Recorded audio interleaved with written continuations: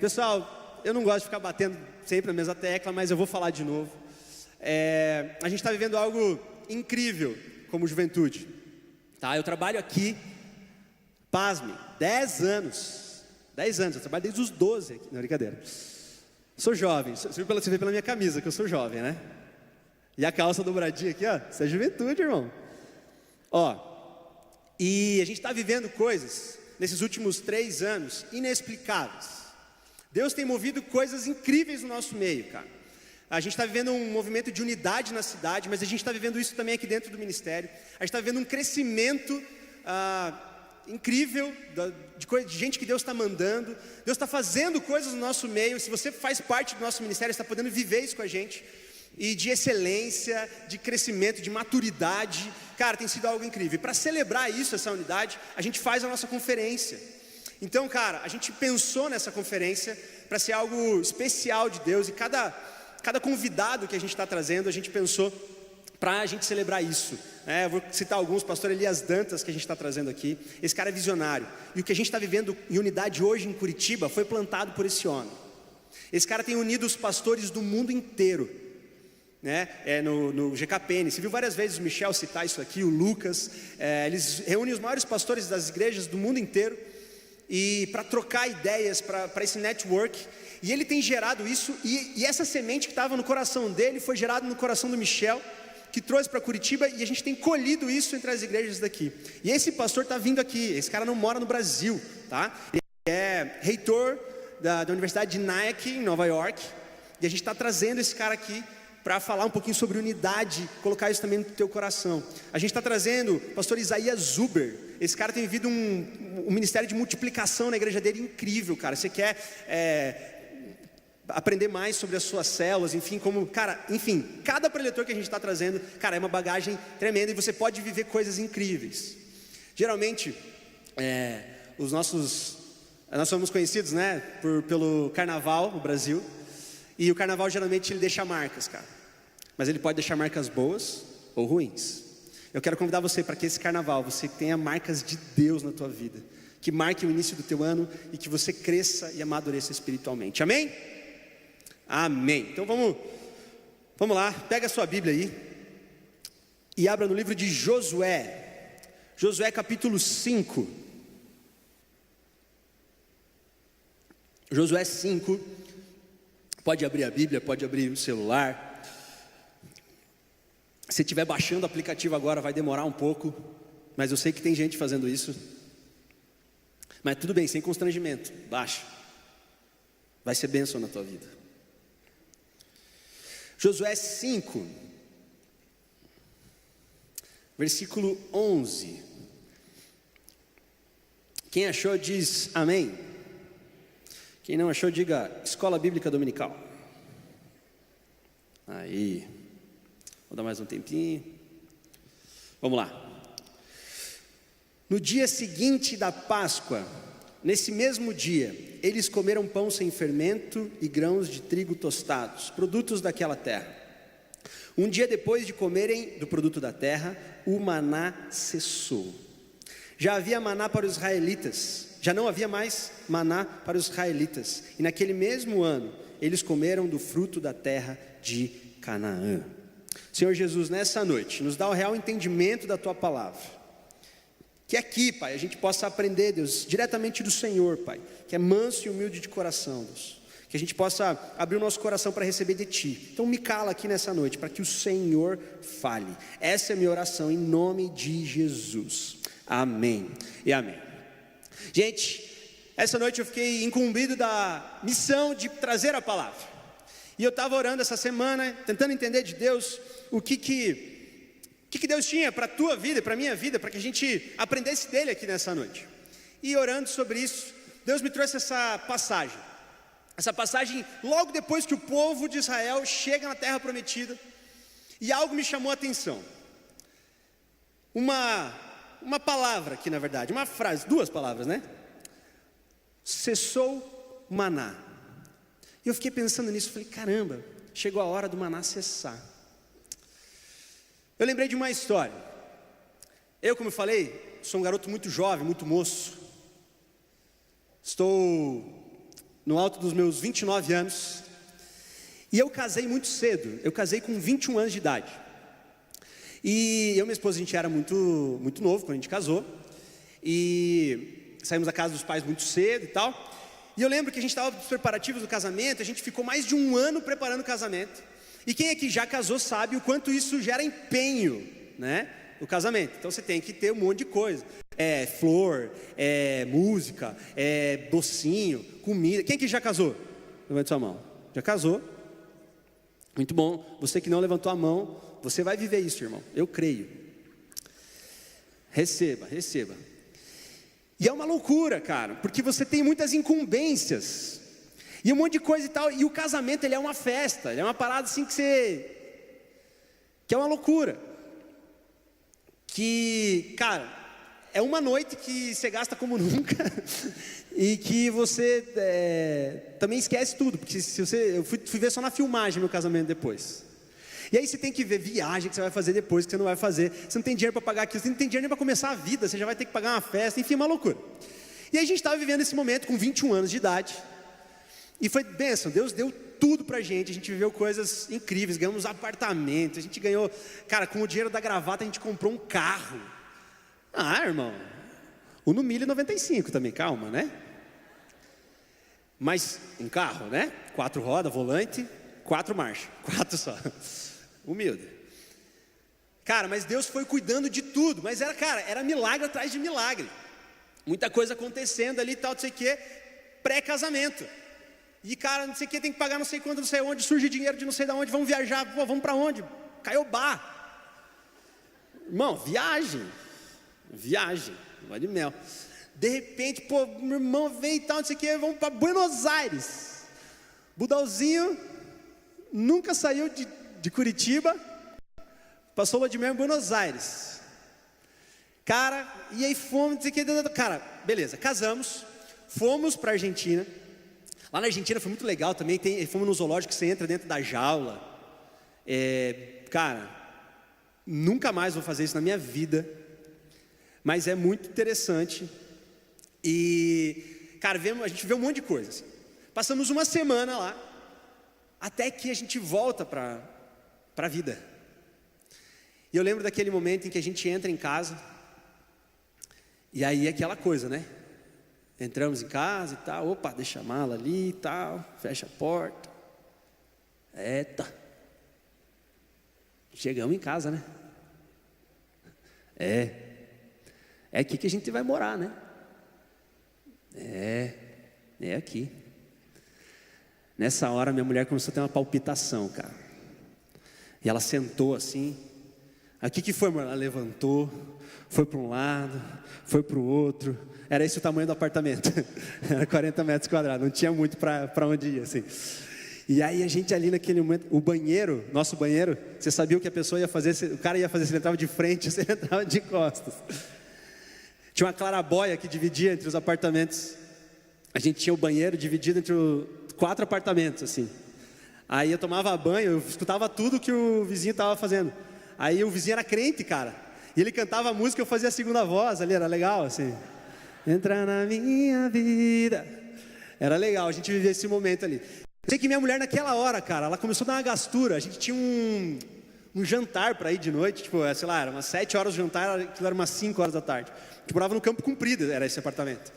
De repente ela chegou e falou, não, eu vou indo pro jantar. Falei, 5 horas ainda? Calma. Não, eu vou a pé. O quê? Não, eu tô indo, era aqui no Água Verde. Falei, calma, mulher. Não. Falei, desistiu. Isso que dá a casar cedo, olha lá. Aí ela, não, eu vou com você. Daí ela, não, quero ir sozinha. Eu falei, não é hora, agora é junto, hein, junto. Não tem mais volta. Daí eu consegui convencer ela a ir andando, porque também não tem muita escolha, né? Fui atrás. E aí no meio do caminho ela foi andando, foi se acalmando e tal. E foi andando, andou bastante. E aí, longe já tinha andado bastante, a gente ainda não tinha chego. E aí eu falei, amor, o que aconteceu? Você está bem? Ela, não sei, eu acho que eu estava tão entretida com a fase que a gente estava vivendo, do casamento e da festa, que eu acho que eu não percebi o quanto o casamento é uma instituição, sei lá, e agora é isso aqui, né? Eu falei, tinha que ter pensado antes. Pensei, né? Nunca fale isso, né? Eu tô falando agora, vou apanhar depois? Vou. É um risco que a gente corre. Mas você está sendo ministrado, não tá? Ó, viu, amor? Amém. E aí, a gente foi conversando mais, ela foi se acalmando e tudo mais. Tudo bem, tá? Vamos fazer 8 anos de casado agora. A Bia tá aí com tudo. Mas eu achei interessante porque a gente mudou de fase. A gente passou de fase. E quando a gente passa de fase, algumas coisas ficam para trás. E outras coisas estão lá na frente. A gente tá vivendo algo novo. Mas ela teve que abrir mão de coisas. Eu também tive que abrir mão de coisas para viver esse algo novo. E quando eu olhei esse texto e eu vi que naquele dia, o maná, que era a comida que o povo de Deus se alimentava, que era enviada diretamente por Deus, fazia 40 anos, tinha parado. O maná cessou. O milagre que o povo tinha vivido no deserto parou. Eles estavam vivendo coisas novas, mas aquele milagre que era a marquinha do povo, sabe? Sabe como é que eles se alimentam? Deus alimenta eles e traz um pão todo dia de manhã na porta da tenda. Isso acabou. O maná cessou. E nesse dia que o maná cessa, eu comecei a pensar, falei, Deus, eu tenho outras fases para viver na minha vida. E o maná que o Senhor tem me dado hoje, talvez seja a hora de parar. Eu quero falar um pouquinho com você aqui sobre esse dia. O dia que o maná cessou. O dia que você mudou de fase. O dia que um degrau foi subido e alguma coisa foi deixada para trás. E o que eu entendo desse dia é que se o maná cessou, é porque ele não era o melhor de Deus para você. Sabe uma coisa? O maná, ele não era o plano principal de Deus para o povo. O maná, ele foi uma resposta de Deus a uma murmuração do povo. Se você for ver lá em Êxodo 16, você vai ver essa história. Esse capítulo inteiro é dessa história. Moisés liberta o povo do Egito. Eles fogem, abre o mar, aquela coisa toda e tudo mais. Eles passam, acontece um monte de Miriam ali, tal, não sei o que. De repente o povo está no deserto, fugiu, já não é mais escravo, deixou de ser escravo, mas começa a reclamar. A Bíblia fala que o povo começa a murmurar e começa a falar: como era bom aquele tempo que a gente estava à beira das panelas de carne, que saudade do Egito.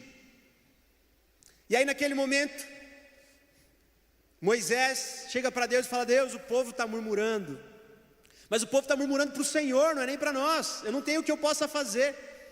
E Deus fala: não, fala para o povo que eu vou alimentá-los. Eles têm uma demanda, eu vou cuidar deles, quer ver, está precisando? Eu vou dar esse milagre. E Deus dá esse milagre, é uma resposta à murmuração do povo. Era necessário naquele tempo? Era. Mas não era aquele o propósito de Deus. Deus não tira o povo do Egito para dar pão para eles. Deus tira o povo do Egito e para o sustentar naquele tempo Ele dá pão para eles. Mas o pão não é o propósito, o pão não é o centro, o maná não é o motivo deles estarem ali. O maná representa um milagre. Nós vivemos uma vida com o Senhor, e a Bíblia vai falar que os sinais acompanharão o povo dele.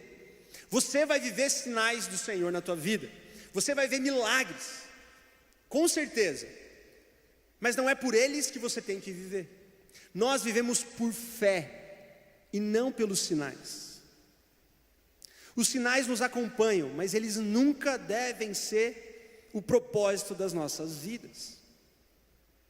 Se o maná cessou na sua vida, se o milagre que estava ali diante de você não está mais, é porque ele não era o propósito daquilo para você. O propósito de Deus para o povo não era o pão, o propósito de Deus do povo era tirar eles da escravidão e levar eles até a terra prometida.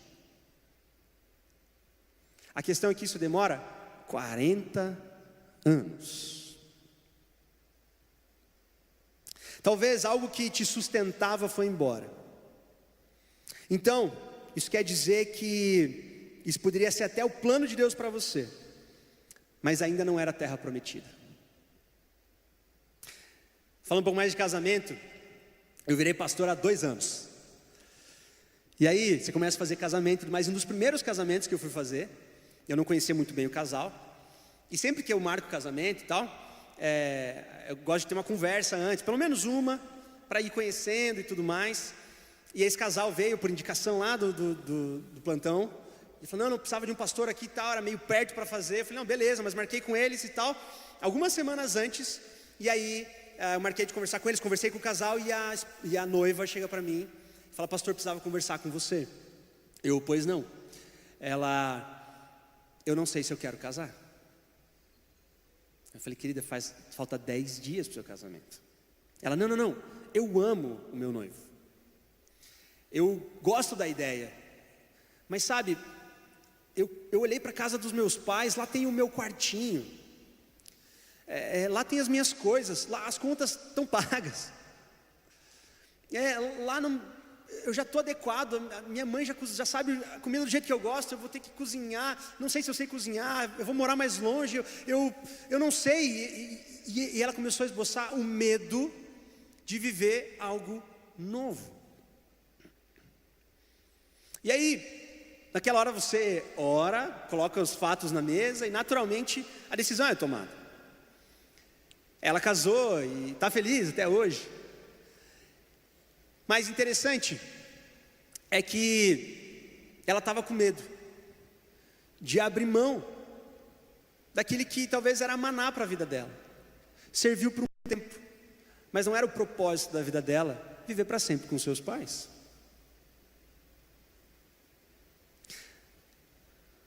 Esses dias eu fui no Batel Grill.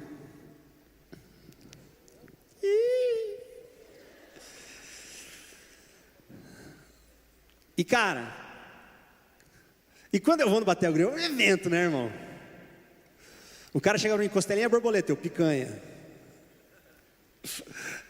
Cara, só picanha pra cima. E aí eu lembro que eu estava naquele momento devorando a picanha. E aí eu vou lá para passar mal mesmo, passar vergonha. Sai vergado assim. E aí, eu lembro que numa mesa próxima tinha um menino de cerca de 7 anos de idade. E ele chegou, mãe, quer salgadinho. Aquilo foi me dando uma raiva. A mãe abriu um Fandangos no Batel Grill. Não, deu vontade de agredir. Brincadeira. Mas eu fiquei pensando, né? Eu falei, cara, esse cara não tem noção do que ele está fazendo. Ele comeu arroz e fandangos naquele dia, no Batel Grill. Sabe, na próxima fase da sua vida é a terra prometida. E essa terra mana leite e mel. Essa terra é fértil. E o banquete que Deus tem para você ali é muito mais do que você imagina. Vale a pena abrir mão do que for para viver a terra prometida, a Canaã que o Senhor tem para você. Então talvez esteja na hora de você abrir mão de viver desse maná. Sabe, o salgadinho é até gostoso quando você está numa viagem de carro e você não tem o que comer. Ele até é legal, mas não se compara com uma mesa e um banquete que Deus tem para você. Tem hora que chegou a hora de você largar o salgadinho para sentar à mesa e comer um banquete. O maná cessa, porque ele não é o propósito para você. O maná é a comida da viagem. O maná te sustenta e pode até ser gostoso e é milagre, mas ele ainda não é o propósito de Deus para você.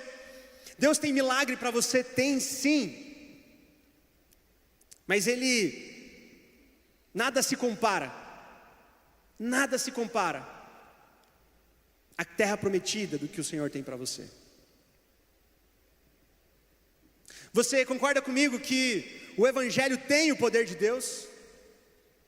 Não, o Evangelho é o poder de Deus. A gente pode pensar que o Evangelho, ele é muito legal, com ele eu posso fazer coisas, Com Ele você pode ver surdos ouvirem, você pode enxergar milagres acontecendo, com Ele você pode viver tantas coisas. Nossa, que maravilha, que sinais, que coisas incríveis. Mas nada se compara com uma vida que estava no pecado e não está mais. Nada se compara ao homem restituído completamente, ao homem que vivia diante do pecado e cego, e hoje reto diante de Deus, reconhecendo que Ele é o Senhor. Esse é o Evangelho. Muito além de sinais, muito além de sinais. O maná vai acompanhar a sua vida, mas ele não é o propósito. Se o maná cessou, é porque ele não era o propósito. Não se apegue ao maná, ele ainda não é o melhor de Deus para você.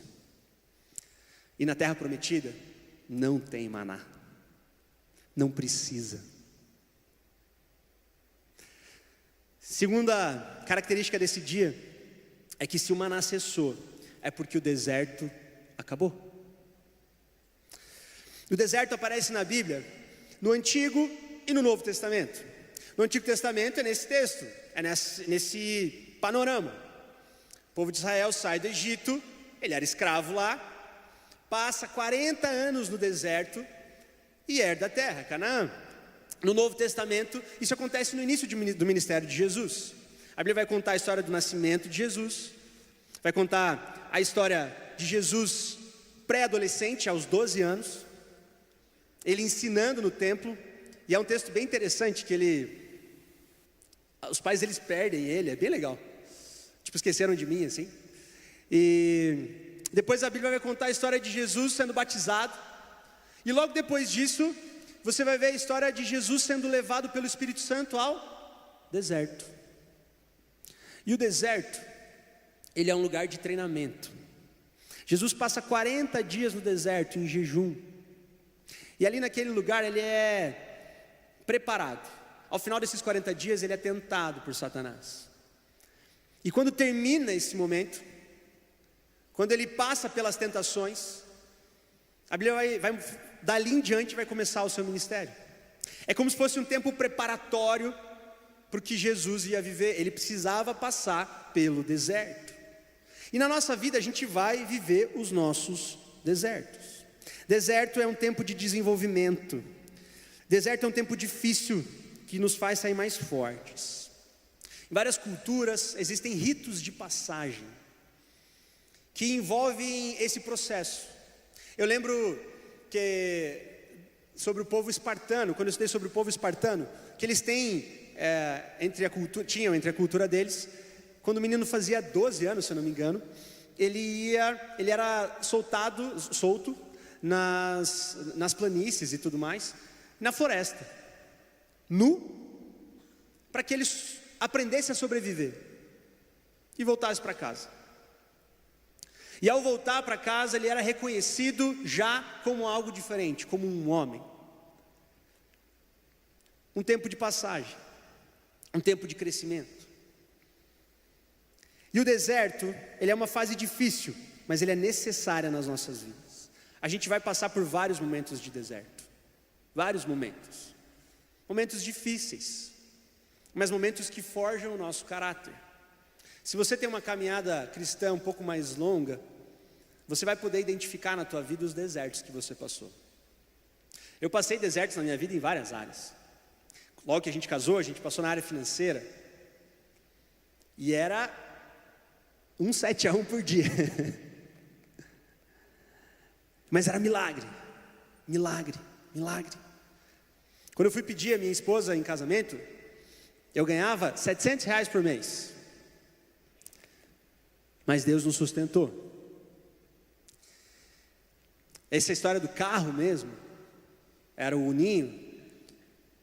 E eu lembro que quando Deus deu esse carro pra gente, a gente ficou tão feliz, cara, que massa. Mas ele era assim, a cada 5 vezes que a gente saía, 2 estragava. E eu falei, Deus, obrigado pelo carro, mas está estragando. E aí Deus de repente levanta o irmão que quer dar uma viagem pra gente. Eu falei, pô, que benção. Ele falou, olha, quero dar essa viagem para vocês, abençoar a vida de vocês. Eu, poxa, que legal, você é uma bênção na nossa vida e tudo mais. E aí, beleza, vamos viajar. Até que ele fala, olha, eu não paguei aqui ainda, mas estava pensando aqui, você prefere o dinheiro ou a viagem? Quanto é o dinheiro? E aí ele fala o valor, eu falei, irmão, eu estou precisando trocar meu carro, cara. Ele, então beleza, então usa para trocar o carro. Troquei o Uno 95 pelo Palioso 2003, uma máquina. Aquele carro acompanhou a nossa vida, cara. A gente chegou a colocar 11 adolescentes naquele carro, rebaixadão na Batel, vinha que vinha. Chegou um dia que a gente colocou, acho que uns 7 adolescentes naquele carro, para levar todo mundo em casa depois do culto. Era sábado, levamos adolescentes, domingo de manhã me liga um pai do adolescente, um dos que eu deixei em casa. Falei, lá vem bronca, né? Aí ele falou, Budal, tudo bom? Eu falei, tudo bem. Ele, onde é que você está? Eu falei, estou aqui no centro, domingo de manhã, estava no centro. Não, eu estou precisando falar com você. Estou na rua da tua casa. Eu, putz, grila, o que eu fiz? Chegando na rua da minha casa, ele está com o carro estacionado, estaciona atrás dele. Ele fala assim, não, é o seguinte, cara, estou precisando fazer um serviço aí, precisava do teu carro. Eu falei, tá bom, né? Eu tenho um apego emocional, mas tudo bem. Ele falou, não, eu quero abençoar a tua vida. Meu carro, o Palhoso já estava male-male. E ele falou, não, eu quero dar uma arrumada nele para você e tal. Eu falei, pô, obrigado, abracei ele, orei com ele ali e tal, já agradeci ao Senhor. E ele falou, tá, então fica com o meu carro, fica com o teu. Mano, o carro do cara, velho. Mano. Não, e mais legal, eu saí de casa com o Palio, voltei com o carro do cara. Estacionei na vaga, fiquei quietinho. Liguei para trás, falei, amor, desce, vamos almoçar. A gente ia almoçar numa igreja com os amigos nossos. Beleza, quando ela desceu, viu o carro estacionado e tal. Deu, amor, cadê nosso carro? Falei, esse aqui. Já fui agradecer ela já. Aí ela, não, que isso? Eu falei, não, amor, nosso carro sempre foi esse. Amor, o que está acontecendo? Roubou o quê? Falei, não, o irmão da igreja foi arrumar nosso carro. Nossa, que legal, que benção. Beleza, fomos, passamos o dia inteiro, de noite ele me liga, tá pronto o teu carro. Marcamos num estacionamento, quando eu cheguei com o carro no estacionamento, não encontrava o Palhoso. Quando eu vi, pula a família dele inteira de trás do carro. E ele falou assim, olha, a gente arrumou teu carro tão bem, que parece outro. Eles deram um carro pra gente. A gente falou, caraca, velho. Palhoso 2003 virou um Uno Vivace, 4 portas, direção hidráulica, ar-condicionado, face norte. Cara, aquele carrão foi bênção na nossa vida, cara. E aí a gente, cara, eu olhei e falei, Deus, eu nunca gastei um centavo para comprar carro, glória a Deus por isso. Até que veio a Bia, glória a Deus pela Bia. Deus é bom demais, cara. Mais milagre, ganhamos. Nossa, eu estou dando muito testemunho aqui, né? Vou fazer um momento de ofertório no final aqui para ver se dá. Mas é benção, é benção. Ganhamos uma viagem para o exterior, para fazer enxoval, coisa assim, não sei o que e tal. Budalzinho, eu nunca tinha ido. Budalzinho, Orlando. Me empolguei, compramos um carrinho de bebê com uns pneus, umas rodonas assim, cara. E tal, eu falei, mano, top. Vi aqui no Brasil que custava uma nota lá, que custava $50, sabe essas coisas assim? Falei, nossa, tal, saí ganhando, não sei o que e tal. Cheguei aqui, quem disse que cabia no Uno? Aí eu falei, tá, então eu vou ter que comprar outro carro. Mas não tem dinheiro, vou ter que vender o carrinho para comprar outro carro, para caber o carrinho que eu já acabei de vender. Amém, fui atrás de outro carro, falei, vou fazer um financiamento, não sei o que lá e tal. Fui, não fui e tal, não sei o que. Aí não comprei o carro, até que um dia, um mês antes da Bia nascer, a gente chegando em casa, uma placa escrito, para pacotinha e família. Deus deu outro carro para nós, velho. Outro carro, velho. E parou aí, tá? Não ganhei mais carro, não. Mas sabe o que é legal? A gente passou, eu brinco que se a Polícia Federal pega meu imposto de renda e tudo que eu já ganhei na vida, vai achar que eu sou traficante de droga. Quando a gente vive milagre, irmão, quando a gente vive no deserto, é maná, cara. Todo dia é maná. Mas a gente cresce, a gente amadurece.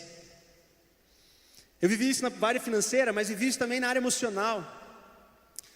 No início desse ano eu passei por um deserto emocional. Minha filha tinha nascido, a gente era muito ativo aqui na igreja. A gente sempre foi muito sociável, a gente sempre gostava de sair depois do culto, estar próximo das pessoas. E a nossa liderança era muito próxima da gente, a gente estava perto e tudo mais. Só que nasceu a Bia e eu amo ela, mas ela demanda tempo. Termina o culto, você tem que ir para casa, porque ela precisa tomar banho, dormir, ela é uma criança. E aí, aqueles 11 adolescentes que a gente levava para casa, enfiava dentro do palhoço, já não tem mais espaço, porque tem uma cadeira que ocupa o carro inteiro. E fora a cadeira tem boneca, tem carrinho, tem tudo. E de repente a gente começou a se distanciar. E eu, como pastor, comecei a me ver longe das ovelhas. Comecei a me ver longe dos meus amigos. O que eu entendia por amizade, que era algo mais intenso, era algo que a gente se via sempre, já não acontecia mais. E eu comecei a ficar sozinho. Eu e minha esposa, a gente estava cansado, mas a gente não tinha tempo para sair. E a gente começou a viver um tempo de deserto emocional. Não por mal, era a fase. E aí, eu achei que a liderança já não estava mais comigo. E aí eu mandei uma mensagem no WhatsApp para uma reunião. E eu tinha um grupo com 60 líderes. Repito, 60 líderes. Eu mandei uma mensagem: pessoal, preciso que vocês estejam na reunião no domingo, dia tal. Uma pessoa respondeu, falando que não ia. O resto nem respondeu. Nessa hora eu olhei e falei: que pastor eu sou? Eu olhei e falei: cara, o que eu estou fazendo aqui? Eu não consigo nem mais unir as minhas ovelhas. Talvez elas nem reconhecem mais a minha voz. Elas estão longe de mim. Quer saber? Eu vou sair do ministério. Isso não é para mim. Eu vou para um lugar que me valorize. E aí a cabeça começa, um monte de coisa. E aí, minha esposa me pega pela mão e fala: não, calma, não é bem assim. A gente marca uma reunião com a liderança, ela liga para todo mundo e obriga todo mundo a ir na reunião. Eu amo a minha esposa. Eu faço a reunião, explico os planos para o ano, o que a gente quer viver com universitários e tal e tudo mais. Até que chega no final da reunião, a Thay pede a palavra. E quando a gente não se expõe, Deus levanta pessoas para nos expor. E ela fala: gente, o Ali não está bem. Ele pensou até em desistir do ministério. Ele está sentindo que vocês estão longe. E aí ela rasgou meu coração. E eu comecei a chorar. Naquela hora, toda aquela galera que sempre amou a gente, esteve perto de nós, reconheceu o que estava acontecendo. E vieram abraçar a gente, oraram por nós. E a partir daquele dia, algo mudou dentro do nosso coração. E a galera está perto, está junto. E, enfim, não é só isso. Mas Deus mostrou que Ele está cuidando de tudo. Eu tive que passar por desertos. E você também. Você vai passar pelos teus desertos. E durante esses desertos, o maná vai te sustentar. Vai ter pão do lado de fora da tua tenda. Pode não ser o mais gostoso do mundo, mas vai ter pão. E se acabou o pão, quer dizer que o deserto também acabou. Se aquele pão e o milagre que você estava acostumado a ter sempre já não está mais ali à porta, é porque Canaã chegou. Se cessou o maná, é porque a estrada chegou no final. Se algo mudou na tua vida, irmão, para pensar. O deserto pode ter acabado.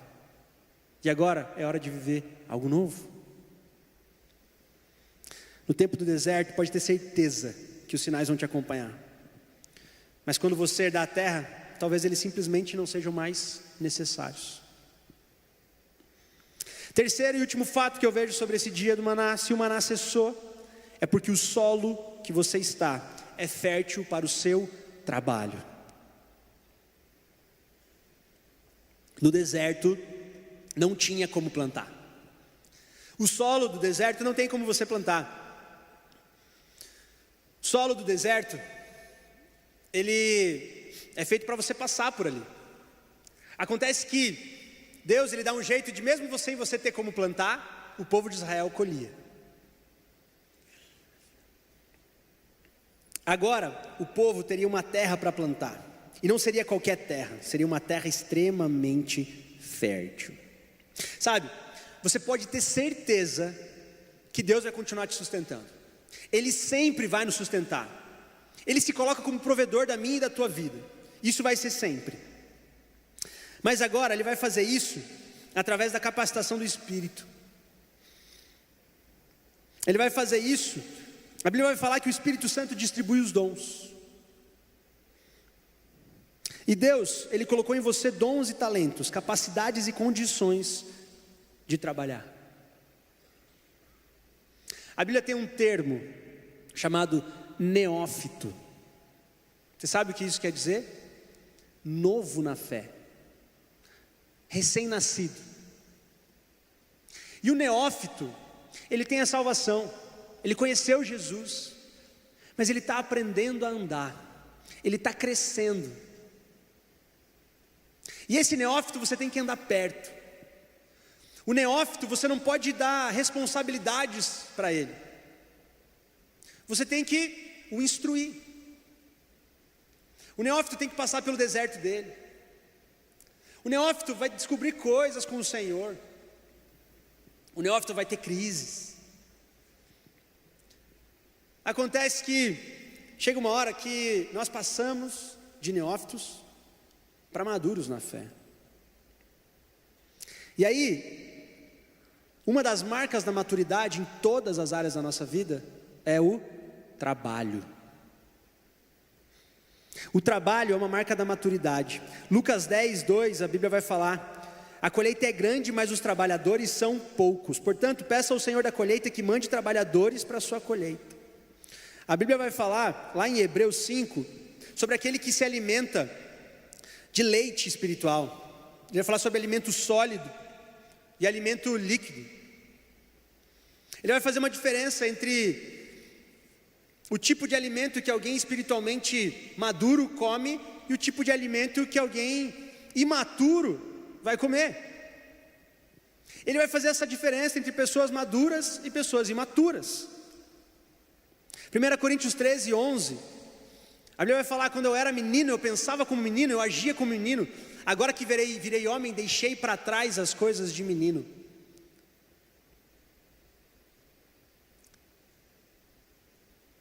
Entrar na terra prometida representa que a partir de agora, os dons e talentos que foram colocados sobre a tua vida têm que ser colocados em prática. Deus coloca você não mais só para colher, mas Deus coloca você com responsabilidade de plantar. O trabalho deve acompanhar você. Agora existe responsabilidade. É hora de crescer. É hora de cuidar de outros. É hora de abençoar. É hora de não pensar mais em só ser abençoado. Se o maná cessou, é porque tem banquete. Se tem banquete, é porque você pode comer comida sólida.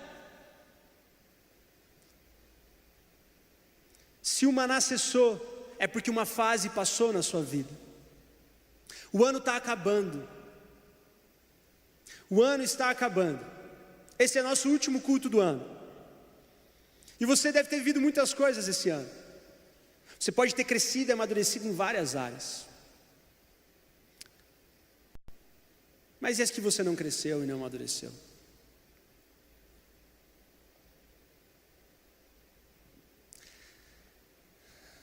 Naquele livro Uma Vida com Propósitos, eu lembro que tem uma historinha que ele fala sobre uma pedra tosca. Quando você pega uma pedra tosca, cheia de pontas, e coloca ela no rio e tira, ela só vai virar uma pedra tosca molhada. Ele falou: agora pegue essa mesma pedra, coloque-a no rio e deixe lá por 1, 2, 3, 10, 20, 30, 50 anos. E quando você tirar ela da água, você vai ver que ela vai estar totalmente lisa. Você vai ver que as imperfeições dela foram trabalhadas ao longo do tempo. Ele vai falar: nossa vida com Deus é da mesma forma. quando a gente está imerso nas coisas de Deus, instantaneamente a mudança é simplesmente nos molhar. Agora, quando nós nos mantemos naquele rio, a longo prazo, nós mudamos. Mas a gente tem que estar lá abaixo. A gente tem que entrar e estar submerso. Talvez você esteja entrando em uma nova fase da tua vida. Talvez o tempo de deserto está acabando. Ou talvez não. Talvez o tempo de deserto ainda vai começar. Mas eu quero te dizer, Deus vai te sustentar com o maná. Mas o maná é a comida do caminho. O milagre e o sustento vai vir no processo. Quando terminar, o maná vai terminar também. Quero convidar você a fechar os teus olhos no seu lugar.